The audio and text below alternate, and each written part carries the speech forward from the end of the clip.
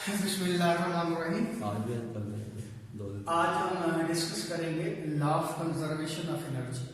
अब देखिए, कल हमने जो आर्टिकल पढ़ा था उसमें हमने ये कहा था कि अगर एक ऑब्जेक्ट जो है ये सर्टन हाइट पे रखा हुआ है, यहाँ पे है और इसकी हाइट h के बराबर है, इसका मास m है, तो जब इसको फॉल करवाते हैं तो क्या होता है, यहाँ पे इसकी जो पोटेंशियल एनर्जी होती है वो mgh के बराबर होती है।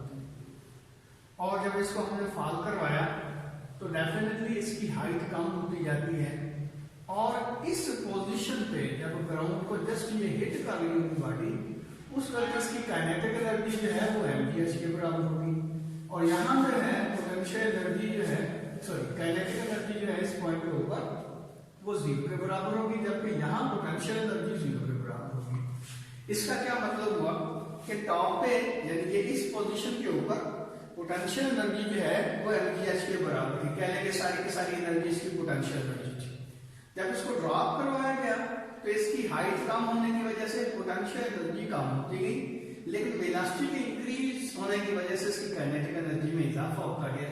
और एक वक्त ऐसा आया कि जब इसको जस्ट ग्राउंड के पास ऑब्जर्व किया गया तो इसकी काइनेटिक एनर्जी जो है वो mgh के बराबर होगी, जबकि इसकी पोटेंशियल एनर्जी जो है 0 के बराबर होगी। तो यहाँ से हम ये कंक्लूड करते हैं कि सारी की सारी जो एनर्जी है यानी कि वो तो कांस्टेंट रहती है। यहाँ पोटेंशियल एनर्जी काइनेटिक एनर्जी का सम जो होगा वो mgh के बराबर होगा, यहाँ भी काइनेटिक एनर्जी और पोटेंशियल एनर्जी का सम जो है वो mgh के बराबर होगा। मीन टोटल एनर्जी जो है वो कांस्टेंट ही रही है। और इसी तरह इससे पिछले आर्टिकल एस्केप वेलोसिटी में हमने क्या कहा था, हम कहते हैं कि यहाँ से एक ऑब्जेक्ट जो है उसको हम अपवर्ड डायरेक्शन में थ्रो करवाते हैं तो क्या होता है, यहाँ पे हम इसको वेलोसिटी देते हैं और जिसके नतीजे के तौर पर ये बॉडी जो है अपलिफ्ट होती है, बिल्कुल यहाँ तक पहुंच जाती है। अब इस पॉइंट के ऊपर इसकी वेलोसिटी जो होती है वो तो 0 के बराबर हो जाती है, लेकिन इसकी हाइट जो है वह इस लिहाज से कहा जाए तो वो मैक्सिमम होती है।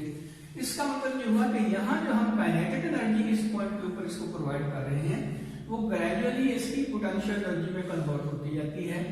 और जब ये अटमोस्ट पोजीशन पे पहुंचती है, हाईएस्ट पोजीशन पे पहुंचती है बॉल, तो उस वक्त इसकी सारी की सारी काइनेटिक एनर्जी जो है वो पोटेंशियल एनर्जी में कन्वर्ट हो चुकी होती है। तो इन दोनों एग्जांपल से एक बात वाज़ेह होगी कि टोटल एनर्जी जो है ये एनर्जी जो है जिसका हम पहले डिस्कस कर चुके हैं कि ये मैकेनिकल एनर्जी, तो टोटल मैकेनिकल एनर्जी जो है वो रहती है कांस्टेंट।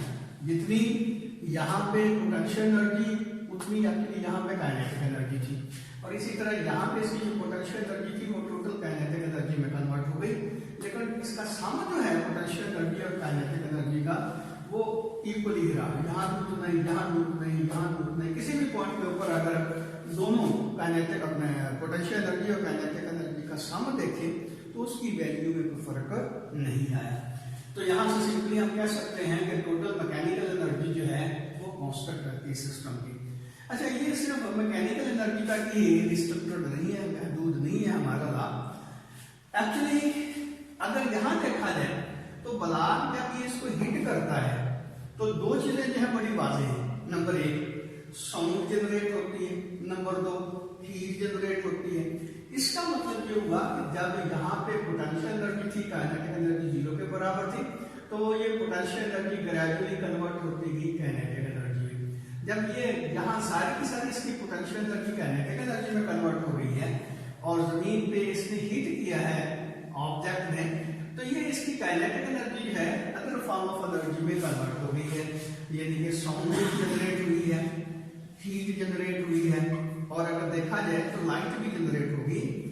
यानी कि जब एक हार्ड ऑब्जेक्ट जो है वो फर्श को हिट करता है तो लाइट भी निकलती है। तो साउंड, हीट, लाइट वगैरह में ये काइनेटिक एनर्जी जो है वो शिफ्ट हो गई है। इसका क्या मतलब हुआ, इसका मतलब बेसिकली ये हुआ कि टोटल एनर्जी जो होती है वो कांस्टेंट ही रहती है। वो अलग बात है कि एनर्जी एक फॉर्म से दूसरी फॉर्म में कन्वर्ट होती जाती है। जिस तरह यहाँ देखिए पोटेंशियल एनर्जी जो है वो काइनेटिक एनर्जी में कन्वर्ट हुई और काइनेटिक एनर्जी जो है वो साउंड, हीट और लाइट वगैरह में कन्वर्ट हो गई है। तो सिंपल बात क्या हुई कि टोटल एनर्जी जो है वो कांस्टेंट ही रहती है। ये अलग बात है कि वो एक फॉर्म से एनर्जी जो है दूसरी फॉर्म में कन्वर्ट हो जाती है। तो यही स्टेटमेंट है basically law of conservation of energy की, कि energy can neither be created nor destroyed, it only convert from one form to another form. ये सिर्फ एक फॉर्म से दूसरी फॉर्म में कन्वर्ट होती है, लेकिन टोटल एनर्जी का लेवल जो है वो कांस्टेंट रहता है। क्योंकि टोटल एनर्जी जो है सिस्टम की, उसमें कोई फर्क नहीं पड़ता, वो कांस्टेंट ही रहती है, उसमें कोई चेंज नहीं आती। तो ये कहलाता है law of conservation of energy, जो फिजिक्स का बेसिक कानून है, बुनियादी कानून है ये। जो टोटल एनर्जी जो है, एनर्जी का सम जो है वो कांस्टेंट रहता है। सिर्फ ये होता है कि एनर्जी जो है डिफरेंट फॉर्म में कन्वर्ट होती जाती है। ये आपके सामने एग्जांपल है, जिस तरह यहाँ मैंने कहा कि इसकी काइनेटिक एनर्जी जो है वो पोटेंशियल एनर्जी में कन्वर्ट हुई है, और यहाँ से जब रिटर्न होगी बात तो जाहिर है उसका रेसिप्रोकल होगा, मीन इसकी पोटेंशियल एनर्जी जो है वो काइनेटिक एनर्जी में कन्वर्ट होती जाएगी। आप अगली बात ये भी याद रखें कि कल हमने डिस्कस किया था कि जब ये बॉडी जो है नीचे की तरफ आती है तो इसको वर्क करना पड़ता है गैस का एयर फ्रिक्शन, तो वो वर्क जो होता है वो अल्टीमेटली हीट में ही कन्वर्ट होता है, यानी कि एटमॉस्फेयर की हीट में इसकी जो एनर्जी है, यानी जो वर्क करने में सर्फ हुई है, पोटेंशियल एनर्जी जो वर्क करने में सर्फ हुई है, वो अल्टीमेटली कन्वर्ट हो रही है इसमें भी, हीट में। तो कल भी हमने शायद डिस्कस किया था कि ये टोटल पोटेंशियल एनर्जी जो है, इसमें ये F और H का प्रोडक्ट जो है सब्ट्रैक्ट होता है। ये नेगेटिव साइन, जिसका कल हमने कहा था कि फोर्स और डिस्प्लेसमेंट जो है एक दूसरे के अपोजिट डायरेक्शन में, खासतौर पर एयर फ्रिक्शन जो होती है। अब देखिए एयर फ्रिक्शन जो है अपवर्ड डायरेक्शन में है, डिस्प्लेसमेंट जो है डाउनवर्ड डायरेक्शन है, तो ये नेगेटिव वर्क होता है। इसका मतलब पोटेंशियल एनर्जी का एक पोर्शन जो है वो वर्क में कन्वर्ट हुआ है, और ये वर्क जो है बेसिकली एयर रेजिस्टेंस के खिलाफ हो रहा है, और वो एयर रेजिस्टेंस के खिलाफ जो वर्क हुआ है बेसिकली वो इसके टेम्परेचर को, यानी कि एनवायरनमेंट के टेम्परेचर को इंक्रीज करने में सर्फ हुआ, या दूसरे लफ्जों में ये कह लें कि इसकी वजह से हीट प्रोड्यूस हुई है। और potential energy minus F H जो है ये काइनेटिक एनर्जी के बराबर होगा, या चेंज इन पोटेंशियल एनर्जी कहें कि चेंज इन काइनेटिक एनर्जी के इक्वल होगा। इसलिए जब ये दूसरी तरफ जाता है तो हम कहते हैं कि loss of potential energy is equal to gain in kinetic energy plus work done against the air resistance. तो अगली बड़ी इंपॉर्टेंट बात है वो क्या, जब हम ये कहते हैं कि टोटल एनर्जी जो है वो तो कांस्टेंट रहती है, तो फिर ये मामला क्यों दुनिया में है, एनर्जी क्राइसिस है, एनर्जी क्राइसिस है, तो एनर्जी क्राइसिस का क्या चक्कर बनता है, जबकि फिजिक्स कहती है कि टोटल एनर्जी कांस्टेंट रहती है। तो बेटे इसमें असल बात ये है कि कुछ एनर्जीज की जो फॉर्म होती हैं वो वर्क में कन्वर्टेबल होती है, लेकिन कुछ एनर्जी की फॉर्म ऐसी होती है जिनको वर्क में कन्वर्ट नहीं किया जा सकता। अब देखिए जिस तरह केमिकल एनर्जी है या इलेक्ट्रिकल एनर्जी है, तो इनको सिंपली हम मैकेनिकल एनर्जी में कन्वर्ट कर सकते हैं, लेकिन जब ये एनर्जीज जो हैं वो एनवायरमेंटल हीट में कन्वर्ट हो जाती हैं, तो एनवायरमेंटल हीट को वर्क में कन्वर्ट नहीं किया जा सकता। आप देखें गर्मियों में कितनी गर्मी होती है, और हम एयर कंडीशनर लगाते हैं उस गर्मी को कम करने के लिए। अब इसको यूटिलाइज किया जा सकता अगर वर्क में, तो जाहिर है हमें दो फायदे हो जाते हैं, एक तो हमारी एनवायरनमेंट ठंडी रहती, और दूसरा यह है कि हमें साथ साथ एनर्जी भी मिलती रहती। तो ऐसी बात नहीं है, हम एनवायरमेंटल हीट को वर्क में कन्वर्ट नहीं कर सकते। तो यहाँ देखिए ये पोटेंशियल एनर्जी हीट में कन्वर्ट हो रही है बेसिकली, यानी कि आखिरकार ये सारी की सारी इसकी जो पोटेंशियल एनर्जी, जब ये बॉडी जो हमने फॉल डाउन करवाई है, यहाँ तक आई है, तो पहले कुछ तो इस ड्यूरेशन के अंदर, इस पाथ के अंदर जब ये फॉल हो रही है, उस वक्त ही कुछ एनर्जी जो इसकी हीट में कन्वर्ट होगी। अब बाकी बात, जब इसने हिट किया है ग्राउंड को, तो हीट पैदा हुई है, लाइट पैदा हुई है, और साउंड। अब ये भी ध्यान में रखें कि साउंड भी एक काज है, एक रीजन है हीट को जनरेट करने का। हमारी एनवायरनमेंट जो है उसमें हीट की प्रोडक्शन का एक काज साउंड भी है। इसका मतलब ये हुआ कि सारी की सारी जो एनर्जी है हमारी जो कंज्यूम हो रही, वो बेसिकली ऐसी एनर्जी की फॉर्म में कन्वर्ट हो रही है जिसको वर्क में कन्वर्ट नहीं किया जा सकता। इसलिए हमें नए नए एनर्जी के सोर्सेज की जरूरत पेश आती है। तो याद रखें, law of conservation of energy की वायलेशन नहीं हो रही, टोटल एनर्जी कांस्टेंट रहती है, लेकिन कुछ एनर्जी की ऐसी फॉर्म होती है जिनको वर्क में कन्वर्ट नहीं किया जा सकता।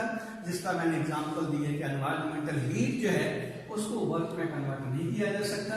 तो होता यह है कि हमारी जो वर्क करने की सलाहियत वाली एनर्जी जो है वो कन्वर्ट हो जाती है ऐसी एनर्जी में जो कि वर्क में कन्वर्टेबल नहीं होती।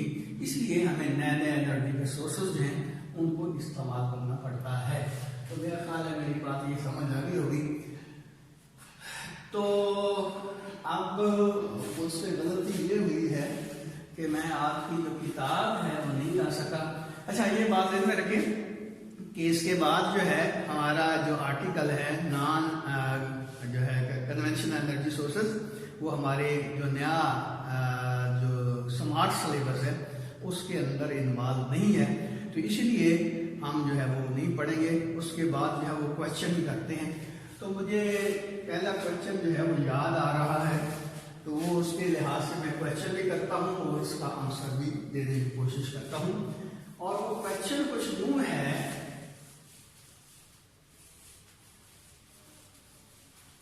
कि एक स्टूडेंट जो है, एक लड़का जो है, उसने बैग ऑफ द ग्रोसरी, वो तो नोश जो करने की जो अशिया होती हैं उनका एक बैग जो है वो उठाया हुआ है और वो रुका हुआ है। और इसी तरह एक कार है, वो भी रनिंग स्टेट में है, लेकिन उसका इंजन स्टार्ट है लेकिन वो रुकी हुई है। तो दोनों को पूछा गया है कि सिमिलरिटीज क्या क्या है। मैं अपने सवाल को दोबारा दोहरा देता हूं। ये देखिए, ये एक कार है, ये है स्टार्ट, इसका इंजन स्टार्ट है लेकिन रुकी हुई है। और दूसरा ये लड़का है, इसके हाथ में ये बैग पकड़ा हुआ है, ये शॉपर बैग है और इसमें उसने जो है चीजें डाली हुई हैं, चीनी है, नमक है, आटा है, उसको पकड़ के इसने रखा हुआ है। तो कहते हैं कि दोनों कंडीशंस में जो सिमिलरिटीज हैं वर्क के लिहाज से वो क्या होंगी। तो अगर फिजिकली देखा जाए तो दोनों ही वर्क जो है वो 0 के बराबर करते हैं। यानी वर्क हम कहते हैं कि वर्क जो होता है वो फोर्स और डिस्प्लेसमेंट का प्रोडक्ट होता है। अब ये दोनों फोर्स तो लगा रहे हैं लेकिन डिस्प्लेसमेंट नेट डिस्प्लेसमेंट 0 के बराबर होने की वजह से वर्क जो है वो 0 होगा। तो ये तो सिंपल सी बात हुई। इसको अगर डीपली देखें कि देखिए, एक आदमी जो है वो बैग लेके खड़ा हुआ है, वो थक जाता है। और इसी तरह हमारी कार जो है, जब उसका इंजन जो है रनिंग स्टेट के ऊपर होगा तो वो भी पेट्रोल जो है वो उसको कंज्यूम कर रही है। तो ये एनर्जी कहाँ जाती है? तो बेसिकली अगर देखा जाए तो ओवरऑल ये भी स्टेशनरी है, ये भी स्टेशनरी है, लेकिन इसके जो इंटरनल पार्ट है इंजन के, वो रनिंग कंडीशन में वो मूव कर रही है। इसका मतलब ये हुआ कि ये इंटरनली वर्क कर रहे हैं, कार भी कर रही है और ये हमारा जो लड़का है वो भी कर रहा है। अच्छा, कार का तो पता चल गया कि जब इंजन स्टार्टिंग कंडीशन में होगा, तो स्टार्ट होगा, तो इंजन के डिफरेंट पार्ट जो हैं वो मूव कर रहे हैं। उसकी मूवमेंट की वजह से वर्क हो रहा है और ये हमारा इंजन जो है वो एनर्जी, हीट एनर्जी जो है वो कंज्यूम कर रहा है। हीट कहाँ से आ रही है? वो पेट्रोल जो है उसको जलाता है तो हीट जो है प्रोड्यूस होती है और वो हीट जो है इसके इंजन के जो डिफरेंट पार्ट हैं उनको चलाने में कंज्यूम हो रही है। अब ये बात कि लड़का जो है क्यों थक जाता है, तो बेसिकली याद रखें कि हमारे जो टिश्यू होते हैं कोई ये हार्ड रॉड टाइप नहीं होते, बल्कि ऐसे होता है कि जब हम फोर्स लगाते हैं तो ये हमारे टिश्यू जो हैं ये रिलैक्स होते हैं, टेंस होते हैं, रिलैक्स होते हैं, टेंस होते हैं, जिसकी वजह से ये भी रिलेटिव वर्क कर रहे हैं। यानी कि एक दूसरे के रेस्पेक्टिवली इनकी भी मोशन होती है और ये भी फोर्स लगाते हैं। इसका मतलब ये हुआ कि हमारी भी इंटरनल एनर्जी जो है वो कंज्यूम हो रही है। इसलिए एक आदमी जो है, एक मजदूर जो है, अगर किसी बैग को उठा के खड़ा रहता है तो इसका मतलब ये नहीं है कि उसको भूख नहीं लगेगी या वो थकावट नहीं महसूस करेगा। तो इस वजह से करता है कि उसके इंटरनल बॉडी के जो फंक्शन है, यानी कि इंटरनली उसके जो मसल्स हैं वो स्ट्रेच हो रहे हैं और टेंस हो रहे हैं और रिलैक्स हो रहे हैं, टेंस हो रहे हैं, रिलैक्स हो रहे हैं, जिसकी वजह से उसके जो इंटरनल एनर्जी है वो कंज्यूम हो रही है। तो इंटरनल एनर्जी का कंज्यूम होने की वजह से वो भी एनर्जी जो है अपनी यानी कि इस्तेमाल कर रहा है। तो अगर डीपली देखा जाए, नंबर 1 तो ये ओवरऑल इसकी जो कंडीशन है वो ये वर्क 0 के बराबर लेकिन ये भी एनर्जी कंज्यूम कर रहा है, कार भी एनर्जी कंज्यूम कर रही है, आदमी जिसने बैग पकड़ा हुआ है, उठाया हुआ है, वो भी एनर्जी कंज्यूम कर रहा है। तो ये देखें, इसमें जो दूसरी सिमिलरिटी ये है कि इसके इंजन के पार्ट रिलेटिवली मूव कर रहे हैं, जिसकी वजह से इसको वर्क करना पड़ रहा है और इसी वजह से इसका पेट्रोल जो है वो कंज्यूम हो रहा है। और अगर लड़के के हिसाब से देखा जाए, जिसने बैग पकड़ा हुआ है, तो उसके जो मसल्स हैं वो भी टेंस होते हैं, रिलैक्स होते हैं, टेंस होते हैं, रिलैक्स होते हैं, जिसकी वजह से उसकी भी एनर्जी कंज्यूम हो रही है, वो भी वर्क कर रहा है। लेकिन ओवरऑल ये भी स्टेशनरी है, ये भी स्टेशनरी है, इसलिए ओवरऑल वर्क इनका 0 के बराबर ही होगा। अब दूसरा मेरे ध्यान में जो क्वेश्चन आ रहा है वो ये है कि हमारे पास, हाँ बल्कि हो सकता है करते ही सही ना हो, कहता है कि अगर एक ऑब्जेक्ट जो है, हम कहते हैं कि वो उसकी एनर्जी जो है, उसकी पोटेंशियल एनर्जी की वैल्यू जो है वो 1 जूल के बराबर है। तो कहते हैं कि इसका मतलब क्या होगा। अब ये देखिए, 1 जूल एनर्जी, पोटेंशियल एनर्जी का मतलब ये हुआ कि एनर्जी की बॉडी की जो पोजीशन है वो कुछ यूं है, बॉडी की पोजीशन कुछ यूं है, तो उसमें अपनी पोजीशन की वजह से जो काम करने की सलाहियत है इसमें force of field of force के अंदर, तो 1 जूल काम करने की सलाहियत रखता है अपनी पोजीशन की वजह से। यानी कि ये जो ऑब्जेक्ट है इसकी पोजीशन की वजह से, एक फील्ड ऑफ फोर्स के अंदर इसकी पोजीशन की वजह से इसमें 1 जूल वर्क करने की सलाहियत मौजूद है। अच्छा, एक और तरह भी इसको कह सकते हैं कि अगर ये हाइट जो है बिल्कुल 1 मीटर है, हाइट जो है इसकी 1 मीटर है, और ये जो ऑब्जेक्ट है इसका जो वेट है वो 1 न्यूटन के बराबर, हम इसको यहां तक ले जाते हैं। अब इस पॉइंट के ऊपर इसमें जो काम करने की सलाहियत होगी वो 1 जूल के बराबर, मीन इसकी पोटेंशियल एनर्जी जो है वो 1 जूल के बराबर होगी। तो हम ये भी कह सकते हैं कि if an object is uplifted through a distance of 1 metre whose weight is 1 newton, then it possesses potential energy of 1 joule. क्या मतलब हुआ कि अगर एक ऑब्जेक्ट जो है उसका वेट 1 न्यूटन के बराबर है, हम उसको 1 मीटर अपलिफ्ट करवा देते हैं, स्ट्रेट अप करवा देते हैं, अब इसमें जो काम करने की सलाहियत होगी वो 1 जूल के बराबर होगी। तो याद रखें, हम दोनों तरह इसका आंसर दे सकते हैं कि अगर एक ऑब्जेक्ट जो है उसकी पोजीशन जो है किसी भी फील्ड ऑफ फोर्स में ऐसे है कि उसमें काम करने की सलाहियत 1 जूल के बराबर है, तो हम कहते हैं कि उसकी उस जो पोजीशन अपना पोटेंशियल एनर्जी होगी वो 1 जूल के बराबर होगी।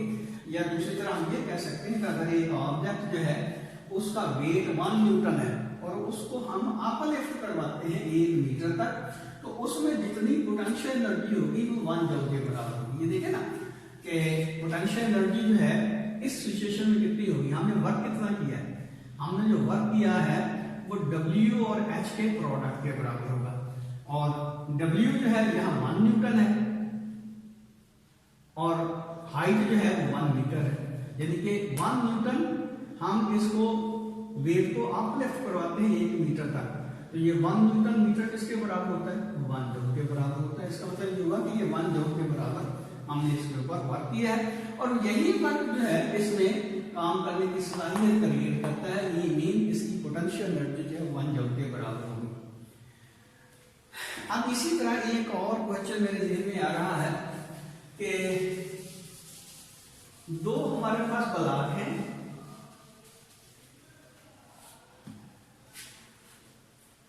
एक का जो मास है वो बिलफर्ज,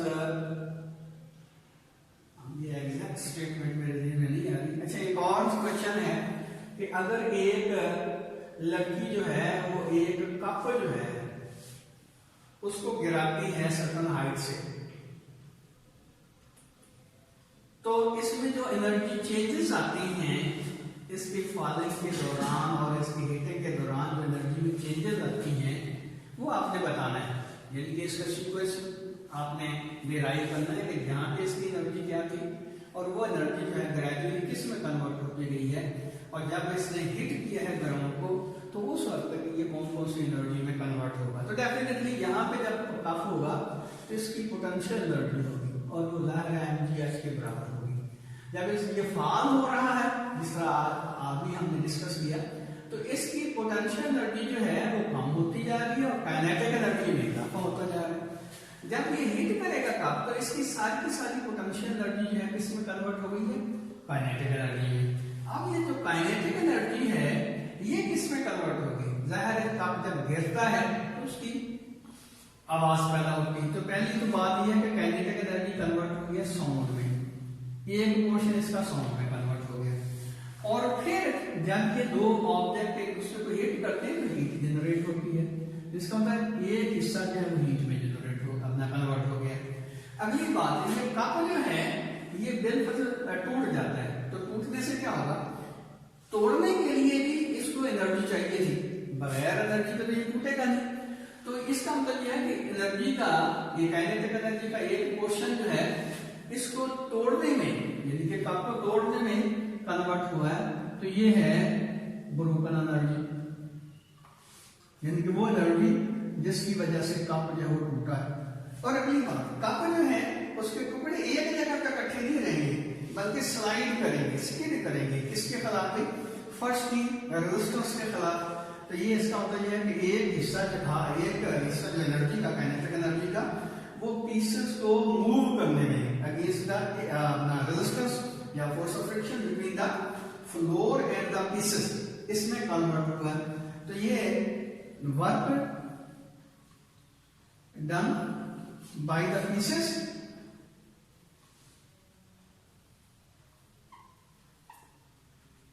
against the floor resistance। अब इसका मतलब क्या हुआ, अब साउंड जो है वो भी हीट में कन्वर्ट हुई, ये हीट भी हीट में कन्वर्ट हुई, ब्रोकन एनर्जी भी जाहिर हीट में कन्वर्ट हुई। ये जब स्लाइड करेंगे पीसेस तो ये भी हीट जनरेट करेंगे। तो अल्टीमेटली ये सारी की सारी काइनेटिक एनर्जी हम कह सकते हैं कि ये हीट में कन्वर्ट हुई जो कि एनवायरनमेंट में एंटर हो गई है, ये एनवायरमेंटल हीट के में कन्वर्ट हो गई है।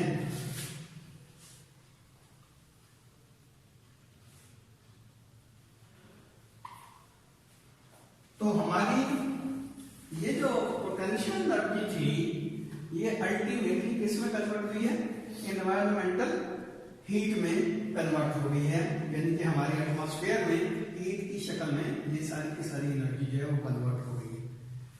तो इंशाल्लाह अभी है ना जी सर। और इसी तरह का एक और क्वेश्चन जो है वो आपकी किताब में है कि अगर 2 मिनट। अच्छा चलो, बाकी इंशाल्लाह कल किताब में ले आऊंगा तो क्वेश्चन देख लेंगे। आज इतना ही, अल्लाह हाफिज़।